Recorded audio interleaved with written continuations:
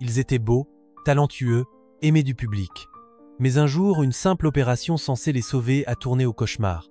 Dans cette vidéo, découvrez 15 acteurs célèbres dont le destin s'est brisé sur la table d'opération et les véritables circonstances de ces drames que personne n'avait vu venir. Numéro 1. Michel Blanc. Le 22 octobre 2024, la France s'est réveillée sous le choc d'une nouvelle que personne ne voulait croire. L'acteur emblématique de la comédie française, celui que tout le monde appelait affectueusement Jean-Claude Duss depuis Les Bronzés, venait de s'éteindre à la suite d'un accident médical survenu lors d'un simple examen de routine. Ce matin-là, Michel Blanc s'était rendu à la clinique pour un contrôle de santé ordinaire, sans inquiétude particulière. Les analyses devaient être rapides, un passage obligé pour surveiller son cœur et sa tension, comme le font tant d'hommes de son âge. Personne, pas même les médecins, n'imaginait que ce rendez-vous banal marquerait la fin d'une vie consacrée au cinéma. Selon les témoins présents, l'acteur, âgé de 72 ans, plaisantait encore avec le personnel avant le début du test. L'atmosphère était détendue, Michel Blanc avait cette capacité unique de désamorcer la tension avec une remarque pleine d'esprit. Mais quelques instants après l'injection d'un produit utilisé pour les examens, tout a basculé. Une réaction allergique fulgurante, un œdème de Quinque, a provoqué une détresse respiratoire. Les médecins ont immédiatement tenté de le réanimer. Malgré leurs efforts, malgré les tentatives d'intubation et les massages cardiaques répétés, son cœur a cessé de battre. Le drame s'est joué en quelques minutes, dans une pièce stérile, silencieuse, où la légèreté d'un contrôle de santé s'est transformée en tragédie. La nouvelle a bouleversé la France entière.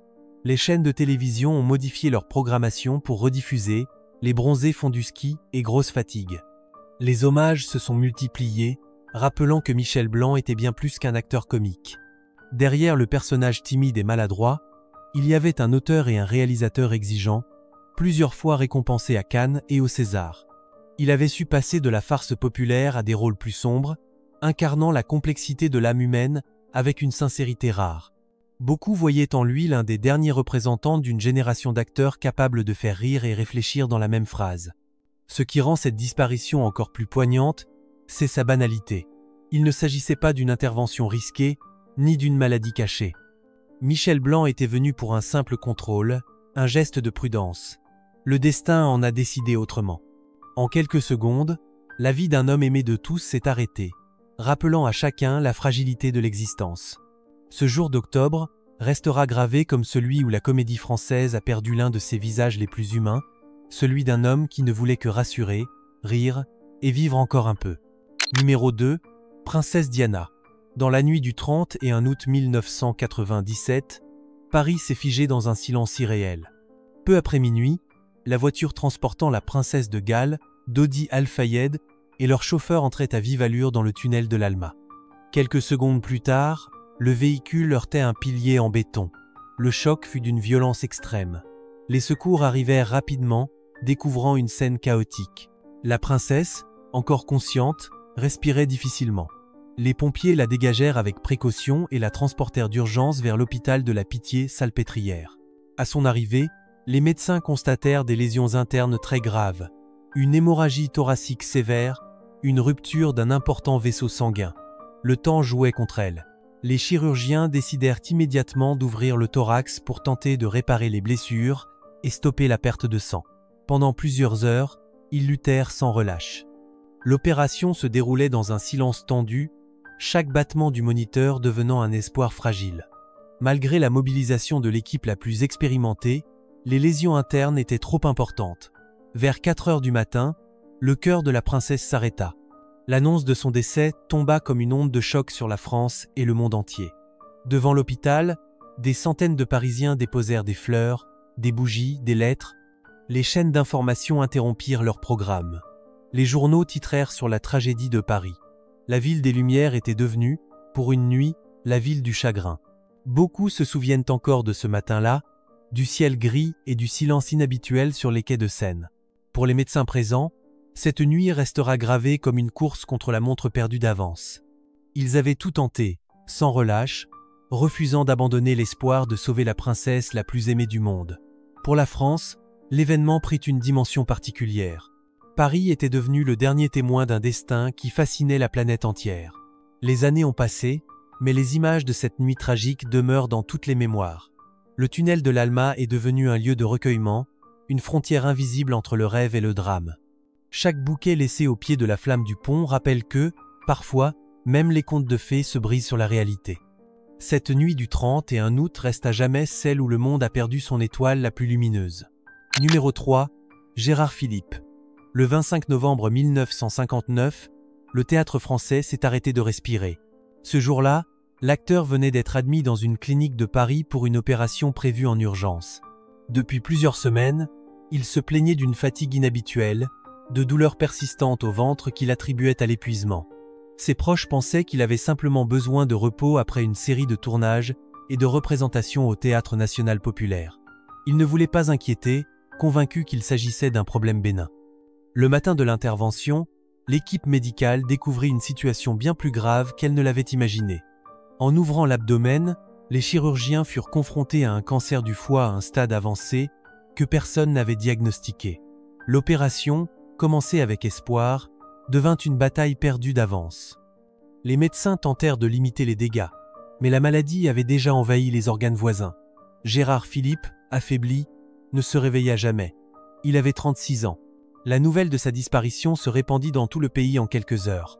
À Paris, les drapeaux des théâtres furent mis en berne. Le monde du cinéma resta muet, incapable de comprendre comment un homme aussi jeune, aussi plein de vie pouvait s'éteindre si brutalement. Le public refusait d'y croire. On parlait encore de lui comme du jeune premier éternel, du héros romantique qui incarnait la pureté, la noblesse. Sa voix, son sourire, sa démarche semblaient appartenir à une autre époque, celle où l'art se confondait avec l'idéal.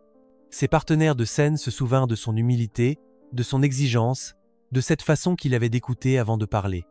Sa disparition laissa un vide immense, comme si la jeunesse du théâtre français s'était envolée avec lui.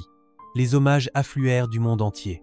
Des cinéastes, des écrivains, des spectateurs anonymes écrivirent des lettres pour dire leur tristesse. Dans les salles, ces films furent projetés à guichets fermés. Chaque image semblait plus fragile, chaque regard plus vivant. Le 25 novembre 1959, l'art dramatique français perdit l'un de ses visages les plus lumineux. Ce jour-là, une génération entière comprit que même les héros du grand écran ne sont pas immortels. Gérard Philipe avait rêvé d'un théâtre populaire et libre. Il laissa derrière lui cette idée comme un testament, et depuis, son nom résonne encore comme une promesse inachevée. Numéro 4. Bill Paxton. Le 25 février 2010 à 7, le cinéma mondial a perdu l'un de ses visages les plus familiers. Ce jour-là, l'acteur américain, connu en France pour ses rôles dans Titanic, Apollo 13 et Twister, venait de subir une opération du cœur à Los Angeles. L'intervention devait permettre de réparer une valve et de traiter un anévrisme de l'aorte. L'acteur, âgé de 61 ans, était conscient des risques, mais il abordait l'opération avec calme et confiance. Ses proches racontèrent qu'il plaisantait encore avant d'entrer au bloc opératoire, certains qu'il reprendrait bientôt le travail sur son nouveau projet. L'intervention dura plusieurs heures.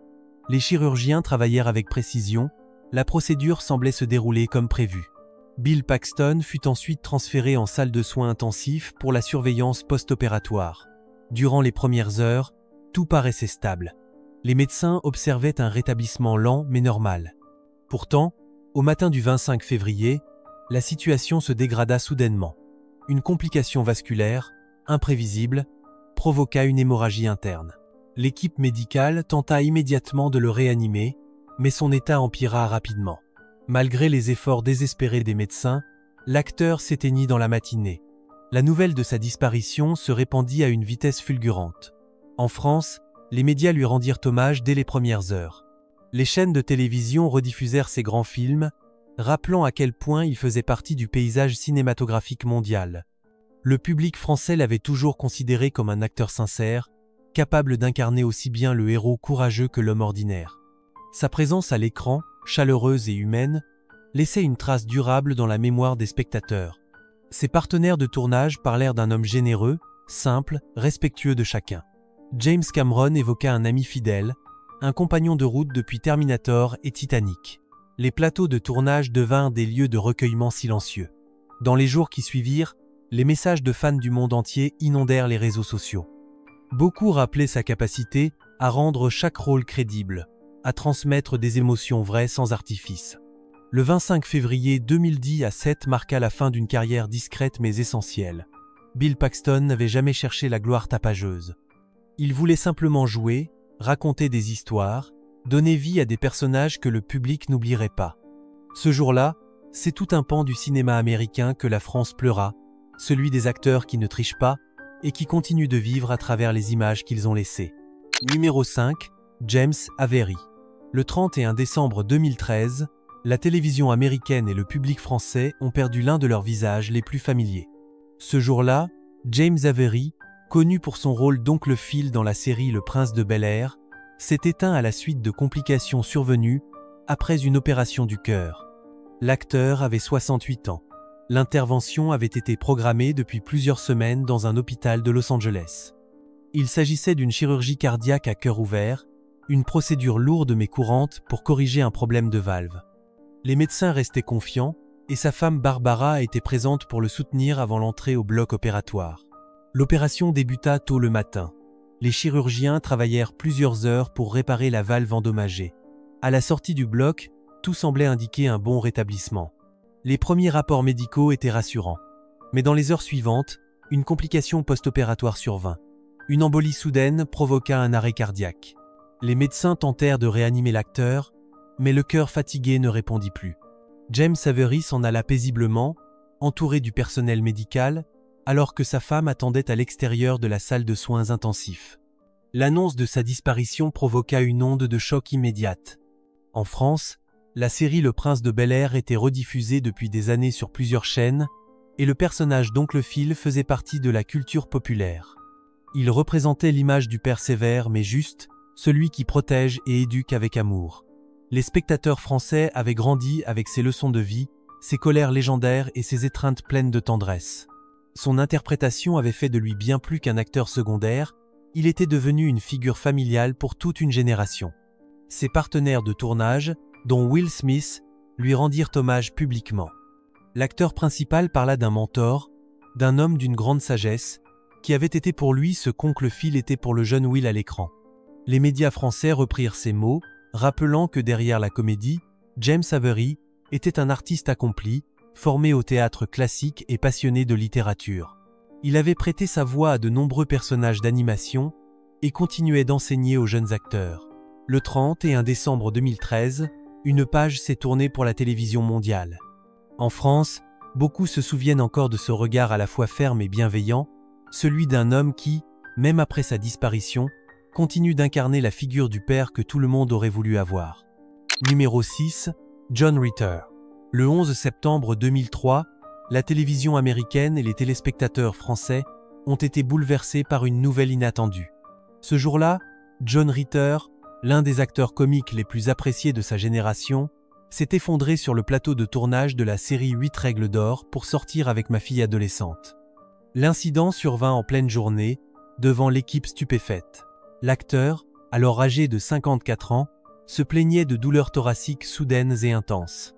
Les secours furent appelés immédiatement et il fut transporté d'urgence à l'hôpital Providence Saint-Joseph, situé tout près des studios. À son arrivée, les médecins suspectèrent une crise cardiaque et commencèrent les soins d'urgence. Mais en examinant plus attentivement, ils découvrirent qu'il ne s'agissait pas d'un infarctus. L'aorte, la grande artère du cœur, s'était déchirée. Une dissection aortique, une urgence rare et grave, nécessitait une intervention chirurgicale immédiate. Les chirurgiens décidèrent d'opérer sans délai. Dans le bloc, une équipe complète se mobilisa pour tenter de réparer la déchirure et de stopper l'hémorragie interne. Pendant plusieurs heures, les médecins se relayèrent autour de la table, espérant stabiliser son état. Malgré tous les efforts, la perte de sang et la gravité de la lésion furent trop importantes. À la fin de la soirée, John Ritter s'éteignit au cours de l'opération. Le personnel médical, épuisé, resta silencieux. Sa femme, l'actrice Amy Yazbek, apprit la nouvelle peu après. En France, la série 8 règles d'or, diffusée sur les chaînes du câble, venait tout juste de rencontrer son public. Les spectateurs y redécouvraient le talent de l'acteur qu'ils avaient déjà connu à travers la série 3 filles à la maison, succès des années 80. L'annonce de sa disparition provoqua une vague d'émotion mondiale.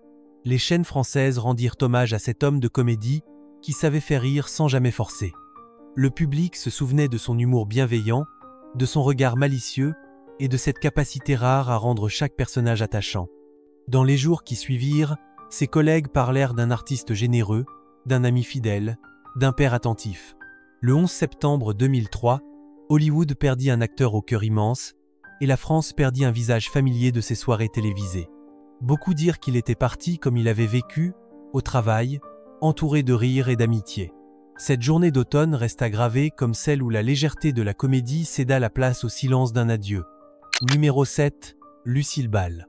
Le 26 avril 1989, les États-Unis et le monde du spectacle ont perdu l'une des figures les plus emblématiques de la télévision. Ce jour-là, Lucille Ball, âgée de 77 ans, s'est éteinte à la suite de complications survenues après une opération du cœur. L'actrice avait été hospitalisée quelques jours plus tôt à l'hôpital Cedars-Sinai de Los Angeles.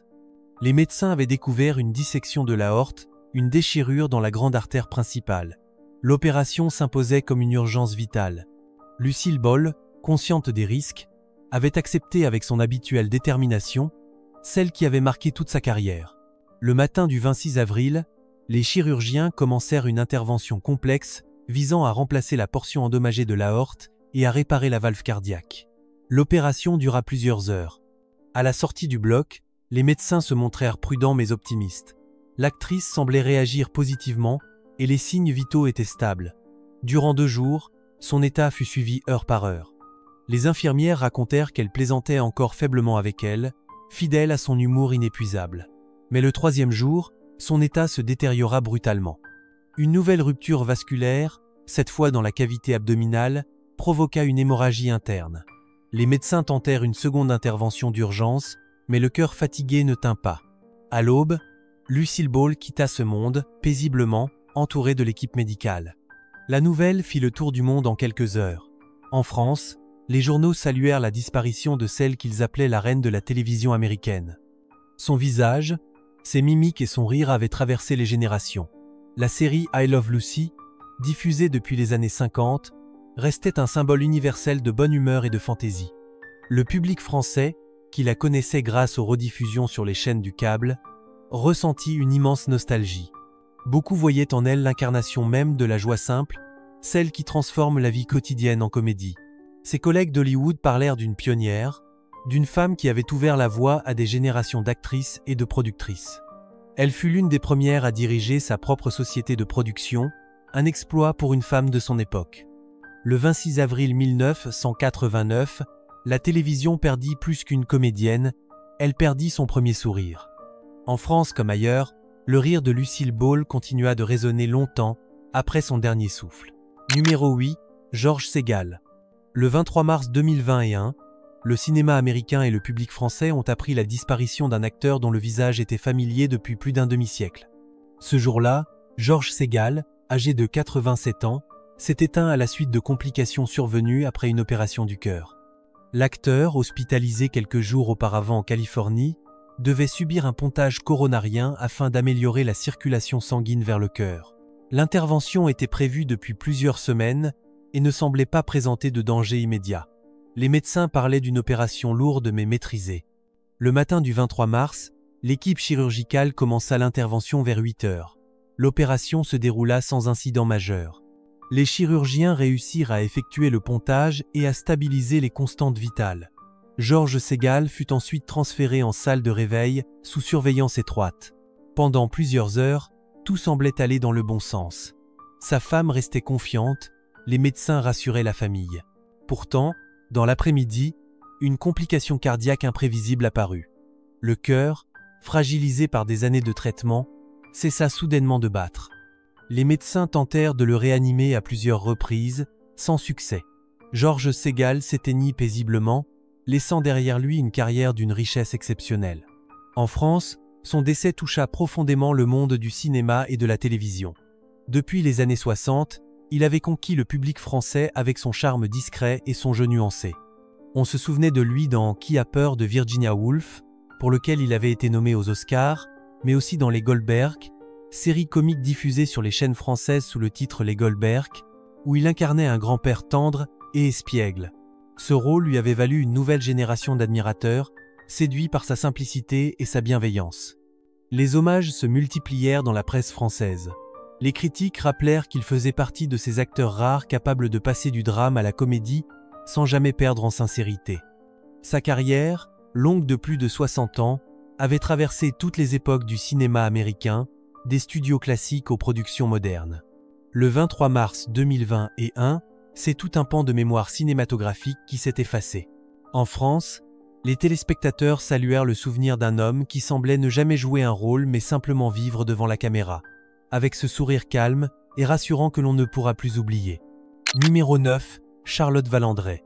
Le 13 juillet 2022, la France a appris avec tristesse la disparition d'une actrice qui avait marqué toute une génération. Ce jour-là, Charlotte Valandrey s'est éteinte à l'hôpital de la Pitié, Salpêtrière à Paris, à la suite de complications survenues après une grève du cœur. L'actrice, âgée de 53 ans, avait subi plusieurs interventions cardiaques au cours de sa vie. Son état s'était dégradé au printemps, obligeant les médecins à envisager une nouvelle greffe, la troisième depuis sa première transplantation dans les années 90.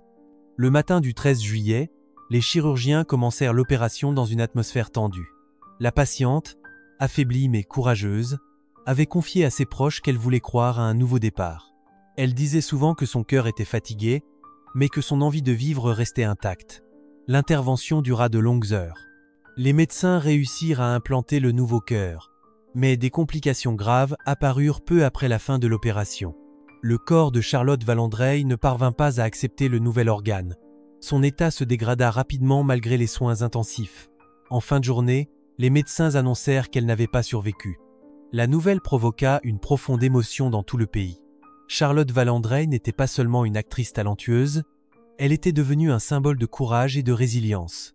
Dès son adolescence, elle avait connu la célébrité grâce au film Rouge Baiser, puis à la série Les Cordiers, Juge et flic. Mais sa vie avait basculé lorsqu'elle révéla publiquement sa séropositivité, un geste d'une rare honnêteté à une époque où le sujet restait tabou. En France, elle fut la première personnalité à parler ouvertement de sa maladie, inspirant des milliers de personnes à ne plus avoir honte de leur fragilité. Au fil des années, elle avait continué à travailler, à écrire, à témoigner. Ses livres racontaient son combat, ses rechutes, mais aussi son humour et sa foi en la vie. Les médias français soulignèrent à quel point elle avait transformé la douleur en message d'espoir. Ses amis du cinéma parlèrent d'une femme lumineuse, d'une battante qui souriait même dans les moments les plus sombres. Le 13 juillet 2022, le cœur de Charlotte Valandrey s'est arrêté, mais son courage, lui, continue de battre dans la mémoire des Français. Son parcours restera celui d'une femme qui a osé tout dire, tout affronter, et qui a laissé derrière elle une leçon d'humanité. Numéro 10, Pierre Vanek. Le 31 janvier 2010, le monde du théâtre et de la télévision française a perdu un comédien respecté et aimé du public. Ce jour-là, Pierre Vanek s'est éteint à la suite de complications survenues après une opération du cœur. L'acteur, âgé de 78 ans, avait été hospitalisé quelques jours plus tôt dans une clinique parisienne pour une intervention cardiaque programmée. Il souffrait depuis quelque temps de problèmes de circulation et avait choisi de suivre les conseils de ses médecins pour subir une opération corrective. L'intervention eut lieu dans la matinée, sous la direction d'une équipe chirurgicale expérimentée. Pendant plusieurs heures, les médecins s'efforcèrent de réparer les valves et de renforcer les artères affaiblies. L'opération fut considérée comme une réussite technique. À sa sortie du bloc, Pierre Vanek fut conduit en soins intensifs pour une surveillance étroite. Les premiers signes étaient encourageants, les constantes stables. Ses proches, rassurés, espéraient un rétablissement rapide. Mais dans la soirée, son état se dégrada soudainement. Une complication post-opératoire toucha le cœur déjà affaibli. Les médecins intervinrent immédiatement pour tenter de le sauver, sans succès. L'acteur s'éteignit paisiblement dans la nuit, entouré du personnel médical. La nouvelle fut annoncée le lendemain matin sur les antennes françaises. Les hommages affluèrent rapidement, aussi bien du monde du théâtre que de la télévision. Pierre Vanek faisait partie de ces visages familiers que l'on voyait depuis des décennies sur le petit écran. Son élégance naturelle, sa voix grave et son regard bienveillant avaient marqué plusieurs générations de téléspectateurs. Il avait joué dans de nombreuses séries françaises, incarnant souvent des pères, des magistrats, des hommes d'honneur. Son nom évoquait le classicisme et la discrétion, deux qualités devenues rares dans un milieu souvent bruyant. Les réalisateurs rappelaient sa précision, sa rigueur, sa modestie. Il appartenait à cette école d'acteurs pour qui le travail et la dignité comptaient plus que la gloire. Au théâtre, il avait partagé la scène avec les plus grands, dans les œuvres de Molière, Racine, Marivaux. Le public français se souvenait aussi de son allure, de cette élégance sobre qui semblait venir d'un autre temps.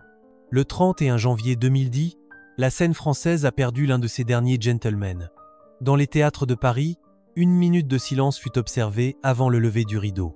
Ce jour-là, c'est toute une génération d'artistes et de spectateurs qui rendit hommage à un acteur dont la carrière, longue et fidèle, fut guidée par l'amour du métier et le respect du public. Numéro 11, Rému. Le 21 septembre 1946, le cinéma français a perdu l'une de ses voix les plus marquantes. Ce jour-là, Rému, de son vrai nom Jules-Auguste Murer, s'est éteint à la suite d'une opération chirurgicale qui ne devait être qu'une intervention mineure. L'acteur, âgé de 63 ans, souffrait d'un problème à la jambe depuis plusieurs semaines. Son médecin lui avait recommandé une petite opération dans une clinique de Neuilly-sur-Seine, une procédure que personne ne considérait risquée. Rému, confiant, s'était présenté de bonne humeur, plaisantant encore avec le personnel avant d'entrer au bloc opératoire. L'intervention commença dans la matinée. Les chirurgiens travaillaient tranquillement, sous anesthésie générale. Tout se déroulait normalement, jusqu'à ce que, soudainement, le cœur du comédien montre des signes de faiblesse. Les médecins tentèrent immédiatement de le ranimer, mais le malaise s'aggrava. En quelques minutes, la situation devint critique. Malgré les efforts de toute l'équipe médicale, Rému s'éteignit sur la table d'opération. Le choc fut immense. Personne ne s'attendait à une issue aussi tragique pour une intervention aussi simple. La nouvelle se répandit dans tout Paris en quelques heures. Les journaux du lendemain en firent leur une, parlant d'une perte irréparable pour le théâtre et le cinéma français. Rému, c'était la voix du peuple, celle de Marseille, l'âme même des films de Marcel Pagnol. Ses rôles dans Marius, Fanny et César avaient fait de lui un monument national. Sa manière unique de mêler la tendresse et la colère, l'humour et l'émotion, avait bouleversé des millions de spectateurs. Les hommages se multiplièrent. À Marseille, les habitants sortirent spontanément dans les rues pour déposer des fleurs devant les cinémas où ces films étaient encore projetés. À Paris, les artistes se réunirent au théâtre pour saluer sa mémoire. Marcel Pagnol, son ami et complice, écrivit quelques lignes simples et déchirantes, disant que la France venait de perdre son plus grand comédien. Le 21 septembre 1946, la lumière s'éteignit sur une époque où le cinéma parlait encore avec l'accent du Sud. Rému laissa derrière lui une œuvre immense et un souvenir indélébile. Il n'avait pas eu besoin d'effets spéciaux pour émouvoir, seulement d'un regard, d'une voix et d'une vérité. Ce jour-là, la France comprit que la comédie humaine venait de perdre l'un de ses plus beaux visages. Numéro 12, Joan Rivers. Le 4 septembre 2014, New York s'est réveillé dans la stupeur. Ce jour-là, Joan Rivers, humoriste et animatrice emblématique, s'est éteinte à la suite d'un arrêt respiratoire survenu après une intervention médicale. L'artiste, âgée de 81 ans, avait été admise dans une clinique privée pour une procédure légère au niveau de la gorge. Il s'agissait d'un examen de routine destiné à observer ses cordes vocales, une intervention qui devait durer à peine quelques minutes. Joan Rivers, pleine d'énergie comme toujours, plaisantait encore avec le personnel juste avant d'être endormie. L'opération débuta vers 9h du matin. Tout semblait se dérouler normalement jusqu'à ce que l'actrice présente soudain des difficultés respiratoires. Les médecins tentèrent aussitôt de rétablir la ventilation, mais la situation se dégrada rapidement. Le cœur s'arrêta de battre pendant la manœuvre. Une équipe de réanimation fut appelée en urgence. Après plusieurs minutes d'effort, les praticiens parvinrent à relancer le rythme cardiaque. Joan Rivers fut alors transférée à l'hôpital Mount Sinai et placée dans un coma artificiel. Pendant plusieurs jours, les médecins gardèrent l'espoir d'une amélioration, mais son état neurologique resta critique. Le 4 septembre, sa fille Melissa prit la décision d'interrompre l'assistance respiratoire. Joan Rivers s'en alla paisiblement, entourée de sa famille. L'annonce provoqua un véritable séisme médiatique. En France, la presse relayait depuis des années les chroniques acerbes et pleines d'esprit de la comédienne, notamment ses célèbres interviews sur les tapis rouges des Oscars. Son humour franc, parfois mordant, avait fait d'elle une figure incontournable du monde du spectacle. Le public français la connaissait pour sa personnalité flamboyante, son franc-parler et son élégance intemporelle. Les hommages affluèrent du monde entier. Les artistes saluèrent une pionnière, la première femme humoriste à avoir percé à la télévision américaine dans un milieu longtemps réservé aux hommes. Les magazines français rappelèrent son influence sur toute une génération de présentatrices et d'actrices qui, grâce à elle, avaient osé mêler humour et féminité. Joan Rivers avait bâti sa carrière sur la franchise et le courage, sans jamais craindre de choquer ou de faire réfléchir. Le 4 septembre 2014, le monde du spectacle perdit une voix unique, à la fois drôle, lucide et profondément humaine. En France, les amateurs d'humour gardèrent d'elle l'image d'une femme brillante qui, jusqu'à la fin, n'avait cessé de transformer la vie en une scène ouverte, où le rire servait de rempart contre la peur et la tristesse. Numéro 13, Tony Gagnos. Le 26 février 2024, le cinéma américain a perdu l'un de ses visages familiers des années 80. Ce jour-là, Tony Gagnos, acteur new-yorkais connu en France pour ses rôles dans Porky's et Piège en haute mer, s'est éteint à la suite de complications survenues après une opération chirurgicale. L'acteur, âgé de 64 ans, avait été hospitalisé pour une infection à la colonne vertébrale qui nécessitait une intervention délicate. L'opération, prévue depuis plusieurs jours, devait soulager une douleur persistante et empêcher une aggravation de l'inflammation. Le matin du 26 février, l'équipe chirurgicale de l'hôpital de New York commença l'intervention. Tony Gagnos, conscient et confiant, avait parlé à sa fiancée quelques heures plus tôt. Il lui avait promis qu'il serait bientôt sur pied. L'opération dura plusieurs heures. Les médecins travaillèrent avec soin, retirant les tissus infectés et stabilisant les vertèbres atteintes. À la fin de la procédure, les signaux vitaux étaient stables et l'acteur fut conduit en salle de réveil pour observation. Mais au cours de la nuit, son état se dégrada brutalement. Une complication vasculaire entraîna un arrêt cardiaque soudain. Les équipes médicales tentèrent de le réanimer sans relâche, mais leurs efforts restèrent vains. Tony Gagnos quitta ce monde dans les premières heures du matin. La nouvelle fut annoncée par sa fiancée, Stacy, dans un message plein d'émotions sur les réseaux sociaux.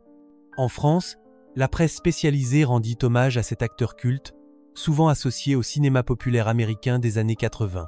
Son rôle de mythe dans Porky's avait marqué toute une génération de spectateurs, tandis que sa présence dans Piège en haute mer lui avait offert une seconde notoriété auprès du public amateur d'action. Les cinéphiles français se souvenaient de sa carrure imposante, de son regard doux et de son sourire discret. Les amis de Tony Gagnos décrivirent un homme simple, généreux, passionné de littérature et de cuisine. Il aimait raconter des anecdotes de tournage et parler avec tendresse de ses débuts à Hollywood. Loin du tumulte médiatique, il menait depuis plusieurs années une vie tranquille, partageant son temps entre l'écriture et des projets de production indépendants. Le 26 février 2024, la disparition de Tony Gagnos rappela à beaucoup la fragilité des destins artistiques. En France comme aux États-Unis, les spectateurs saluèrent un acteur qui avait traversé les décennies sans jamais trahir son amour du cinéma, un homme resté fidèle à son art jusqu'à son dernier jour. Numéro 14. Silvina Luna. Le 30 août 2023, l'Argentine et le monde de la télévision latino-américaine ont perdu une personnalité adorée du public. Ce jour-là, Silvina Luna, actrice et mannequin originaire de Rosario, s'est éteinte à l'hôpital italien de Buenos Aires à la suite de complications provoquées par une ancienne opération esthétique. Elle avait 43 ans. Depuis plusieurs mois, elle luttait contre une infection rénale sévère qui avait gravement affecté son organisme. Les médecins avaient décidé de tenter une nouvelle intervention pour stabiliser sa situation et préparer une éventuelle greffe. Le matin du 30 août, son état s'était encore aggravé. L'équipe médicale entama une procédure délicate pour drainer les fluides accumulés et soulager la pression sur les organes internes. L'intervention, longue et complexe, se déroula dans une atmosphère tendue. Silvina Luna, affaiblie mais consciente de la gravité de sa situation, s'était montrée courageuse jusqu'au bout. Au cours de l'opération, les médecins réussirent à stabiliser temporairement son état, mais les complications post-opératoires se multiplièrent dans les heures suivantes. Les reins, déjà trop atteints, cessèrent de fonctionner correctement. Malgré tous les soins prodigués, le cœur finit par s'arrêter dans l'après-midi. La nouvelle provoqua une immense émotion en Argentine. Silvina Luna était une figure populaire, révélée par les émissions de télé-réalité avant de devenir une actrice appréciée. En France, la presse relayait fréquemment son nom, notamment lorsque son affaire médicale avait été rendue publique. Les journaux français parlaient de « drame des excès de la chirurgie esthétique », rappelant que la jeune femme avait souffert de graves complications après des injections réalisées plusieurs années auparavant. Elle avait depuis mené un combat judiciaire contre le praticien et dénoncé les dangers de certaines pratiques. Ses amis et collègues du cinéma la décrivaient comme une femme forte, généreuse et toujours souriante. Elle avait fait de sa souffrance un message de prévention, multipliant les interviews pour alerter les jeunes sur les risques liés à la quête de perfection physique. Son courage, sa douceur et son honnêteté avaient profondément marqué ceux qui l'avaient connue. Le 30 août 2023, l'histoire de Silvina Luna rappela au monde entier la fragilité de la vie et les limites de la beauté fabriquée. En France, plusieurs chaînes d'information lui rendirent hommage, saluant son parcours et sa sincérité. Son sourire lumineux, gravé dans la mémoire des spectateurs, demeure aujourd'hui le symbole d'une femme qui, même face à la douleur, choisit toujours la dignité. Numéro 15, Chaitanya Raj. Le 10 à 7 mai 2022, l'Inde et le monde du divertissement asiatique furent bouleversés par la disparition d'une jeune actrice au talent prometteur. Ce jour-là, Chaitanya Raj, étoile montante de la télévision indienne, s'est éteinte à la suite de complications survenues après une opération esthétique. Elle n'avait que 21 ans. L'intervention, réalisée dans une clinique privée de Bangalore, devait être un simple remodelage du corps. La jeune actrice, soucieuse de son apparence à l'écran, voulait se préparer pour un nouveau rôle. Les médecins avaient assuré que la procédure serait rapide et sans danger. Le matin du 10 à 7 mai, Chaitanya arriva à la clinique accompagnée d'un ami proche. Elle semblait confiante, souriante, impatiente de reprendre bientôt les tournages. L'intervention commença vers 10 heures. Pendant plusieurs heures, tout se déroula sans incident apparent. Mais peu avant la fin de la procédure, la jeune femme se mit à éprouver des difficultés respiratoires. Les médecins tentèrent de la stabiliser, puis décidèrent de la transférer d'urgence vers un grand hôpital voisin. À son arrivée, son état était déjà critique. Les réanimateurs essayèrent de la sauver pendant de longues minutes, sans succès. Son décès fut confirmé en milieu d'après-midi. La nouvelle provoqua un choc immense dans tout le pays. En France, plusieurs journaux relayèrent l'histoire en évoquant le drame de la jeunesse et de la beauté. Les réseaux sociaux se remplirent de messages de soutien et de tristesse. Les fans rappelaient son sourire lumineux, son naturel et son ambition sans limite. Ses collègues du petit écran décrivaient une jeune femme disciplinée, humble et passionnée par son métier. Elle tournait depuis l'adolescence et rêvait de cinéma, d'un avenir plein de projets. L'affaire souleva un débat national en Inde sur la sécurité des cliniques privées et les pressions esthétiques subies par les jeunes artistes.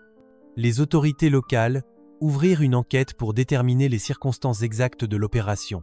Les médecins furent interrogés et la clinique temporairement fermée. En France, les médias soulignèrent combien cette tragédie rappelait les dérives d'un idéal de perfection irréaliste. Le 10 à 7 mai 2022, le monde perdit une actrice au destin brisé trop tôt. Son histoire continue de résonner comme un appel à la prudence et au respect du corps. Merci d'avoir suivi cet hommage consacré à ceux dont le rêve s'est arrêté sur la table d'opération. Abonnez-vous pour ne pas manquer les prochaines histoires. À très bientôt.